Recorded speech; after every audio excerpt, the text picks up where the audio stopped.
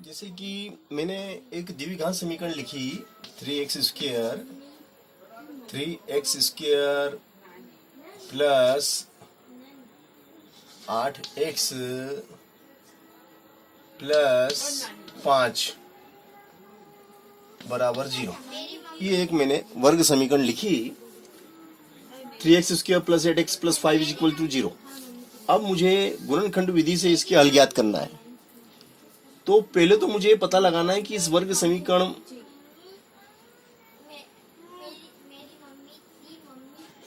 के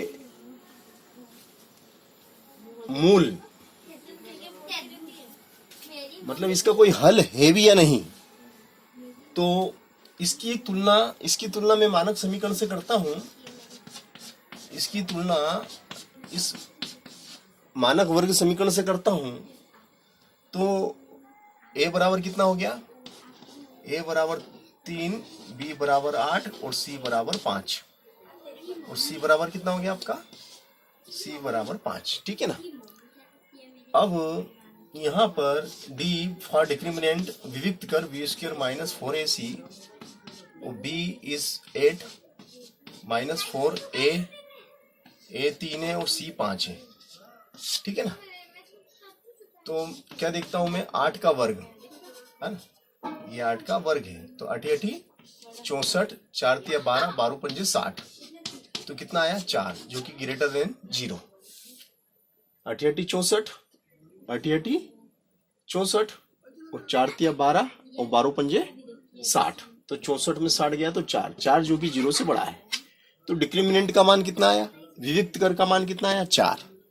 और जब 4 जो कि 0 से बड़ा है, यानी कि d का मान अगर 0 से बड़ा आता है तो समीकरण के मूल वास्तविक और असमान होते हैं। तो वर्ग समीकरण के मूल कैसे हैं? वर्ग समीकरण के मूल वास्तविक असमान, मतलब पुनरावृत्ति नहीं हो रही है। x के दोनों मान अलग अलग हैं, पुनरावृत्ति नहीं हो रही है। अब वास्तविक और असमान है तो हम गुणनखंड विधि से ज्ञात कर लेते हैं, है ना। तो ये हमने टेस्ट लगा के देख लिया हल है भी कि नहीं। ये समीकरण ऐसा तो नहीं कि इस समीकरण का कोई अस्तित्व भी नहीं हो, है ना, एक काल्पनिक हल हो। तो हमें पहले पता लगाना कि हल है या नहीं। यदि डिक्रिमिनेंट d का मान अगर माइनस में आ जाता है, ऋणात्मक आता है, d का मान डिक्रिमिनेंट या विविक्त कर का मान ऋणात्मक आता है तो समीकरण का कोई हल नहीं होता है। समीकरण का कोई हल नहीं होता है ना। इसके मूल काल्पनिक होते हैं। मूल कैसे होंगे आपके? काल्पनिक, काल्पनिक मूल होंगे। तो इसलिए पहले हमने d का मान निकाल के पता लगा लिया। अब 3 पंजे 15 गुणा करने पे 3 पंजे 15 गुणा करने पे 15 आना चाहिए और जोड़ने पे 8 आना चाहिए। 3 पंजे 15 गुणा करने पे 15 और जोड़ने पे 8। तो 3 5 8, 3 पंजे 15। बिल्कुल सही गणित बैठ गई हमारी, है ना। तो हम लिख लेते हैं 3x² plus 3x plus 5x plus 5 बराबर 0। एक ग्रुप ये बना, एक ग्रुप ये बना। 3x कॉमन आ जाएगा इसमें से, तो यहाँ x रह जाएगा। 3 का पड़ा बोलो 3 एकम 3, यहाँ से 5 कॉमन आ जाएगा। 5 का पड़ा बोलो 5 एकम 5। इस प्रकार से हम क्या देखते हैं? हम देखते हैं कि x प्लस 1 और 3x प्लस 5 बराबर 0। यहाँ से 2 हल हो जाएंगे। x प्लस 1 इक्वल 0, तो x बराबर -1। 3x प्लस 5 बराबर 0, तो 3x बराबर -5, तो x बराबर -5/3। और इस तरीके से हमें हल प्राप्त हुए -1 और -5/3, -1 और -5/3। ये हमें हमारे हल प्राप्त हुए। ठीक है ना। तो इस तरीके से आप गुणनखंड विधि के प्रयोग से आप इसे हल कर सकते हैं और सूत्र विधि से भी आप इस समीकरण को हल कर सकते हैं।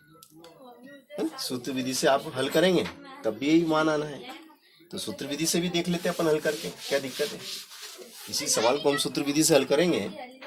तो सूत्र क्या हमारा, minus B plus minus under root B square minus 4ac है ना, बटे में 2 है ना। फिर हम क्या देखते हैं कि x बराबर माइनस बी बोले तो 8 प्लस माइनस 8 का वर्ग माइनस 4 a 3 और c 5 और नीचे कितना 2a, a कितना 3 है ना। x बराबर कितना हो जाएगा माइनस का 8 प्लस माइनस अंडर रूट 8 8 64 और 4 तिया 12 4 तिया 12 12 पंजे 60 और नीचे 3 दूनी 6 3 दूनी 6। तो ये क्या हो जाएगा आपका माइनस का 8 प्लस माइनस अंडर रूट 4 और नीचे 6, ठीक है ना, नीचे 6। अब आप इसको आगे हल करेंगे है ना। जब आप इसको आगे हल करने जाएंगे तो क्या देखेंगे आप, देखो बता देते हैं हम आगे इसका क्या हल आता है।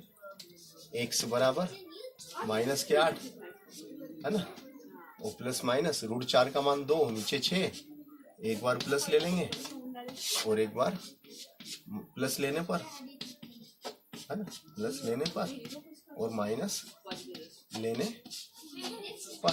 तो क्या है x बराबर माइनस का 8 प्लस का 2 नीचे 6, x बराबर क्या हो जाएगा माइनस का 6 बटे 6, 6 कम 6 बराबर ऋण का 1।